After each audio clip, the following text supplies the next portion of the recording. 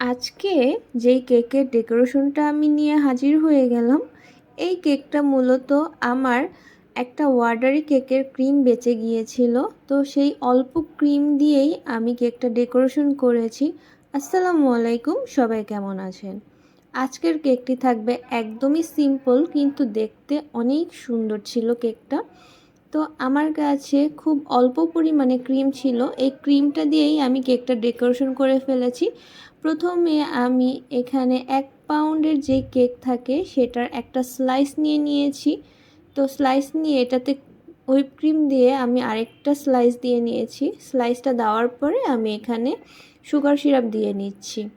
তো সুগার সিরাপটা খুব ভালো মতো দিতে হবে, তাহলে কেকটা ময়েস্ট থাকবে আর 3-4 দিন অনায়াসেই কেকটা খাওয়া যাবে, শুকিয়ে যাবে না। তো এখন আমি আবার হুইপ ক্রিম দিয়ে নিয়েছি। হুইপ ক্রিম দিয়ে আমি খুব ভালোভাবে স্প্রেড করে নিচ্ছি।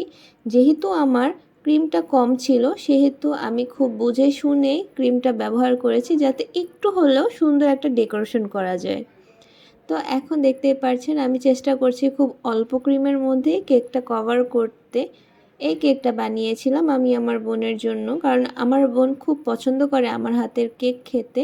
তো সব সময় যে কোনো অর্ডারি কেক করার সময় আমি আমার বোনের জন্য একটা কেক মাস্ট বি বানাই। তো এটা হলো সেটার একটা কারণ। আমরা যারা বেকার আছি তারা কেক তৈরি করার পরে কিছু না কিছু ক্রিম বেঁচে যায়। তো এই ক্রিমগুলো আমরা না ফেলে দিয়ে আমাদের ঘরের মানুষদের জন্য কেক বানিয়ে ফেলি। তো দেখতেই পাচ্ছেন আমি 4 সাইডটা খুব ভালোভাবে কোট করে নিচ্ছি। ক্রাম কোট করে নিতে হবে। ক্রাম কোট করে নিলে কেকের আউটপুটটা অনেক সুন্দর হয়। তো এখন আমি আরেকটু ক্রিম দিয়ে নিয়েছি, যেহেতু পুরো কেকটা কভার হয়নি প্রথমে ক্রিম দিয়ে। তো আমি আরেকটু ক্রিম দিয়ে কভার করে নেওয়ার চেষ্টা করছি। এখন 4 সাইড খুব ভালোভাবে স্মুথ করে নেওয়ার চেষ্টা করছি। তো আমি এই কেকটা ডেকোরেশন করেছি মাত্র 5 থেকে 10 মিনিটের মধ্যে। তো এই 5 থেকে 10 মিনিটের মধ্যে আমার ফুল কেকটার ডেকোরেশন হয়ে গেছে। এখন আমি একটি জিগজ্যাগ নাইফ দিয়ে উপরে একটু জিগজ্যাগ আঁক দিয়ে নিচ্ছি, এতে কেকটা ডেকোরেশনের পরে দেখতে অনেক বেশি সুন্দর হয়।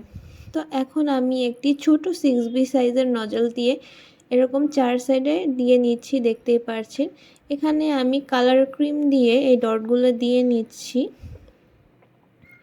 তো এখন আমি এখানে আরেকটু ডেকোরেশন করে নিব, মাঝখানে দিয়ে নিচ্ছি। যেহেতু কেকটা একটু ফাঁকা দেখাচ্ছে, সেক্ষেত্রে আমি ওরকম একটু ভরে দিচ্ছি।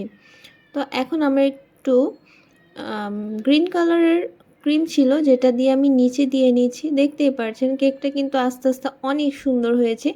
আমি প্রথমে ভাবি নাই এত অল্প ক্রিম দিয়ে এত সুন্দর একটি কেক হয়ে যাবে। তো এখন আমি সেই ডটগুলোর পাশে দিয়ে ছোট্ট করে একটি পাতা দিয়ে দিচ্ছি। এরপরে ডেকোরেশনটা আরও ফুটে উঠেছিল। কেকটা আরেকটু গর্জিয়াস হওয়ার জন্য আমি এর ভিতরে কিছু স্প্রিঙ্কেলস দিয়ে নিচ্ছি। যে কোনো কেক আপনারা যদি একটু স্প্রিঙ্কেলস ছড়িয়ে দেন, তাহলে সেই কেকটা এমনিতেই গর্জিয়াস হয়ে যায়। আমার কাছে তো কেকটা খুব ভালো লেগেছে। আপনাদের কাছে কেমন লাগলো কমেন্ট সেকশনে জানাতে পারেন। তো আজকের ডেকোরেশনটা এতটুকুই। আমার চ্যানেলটি সাবস্ক্রাইব করবেন, লাইক কমেন্ট শেয়ার দিয়ে আমার চ্যানেলের পাশেই থাকবেন। আল্লাহ হাফেজ সবাইকে।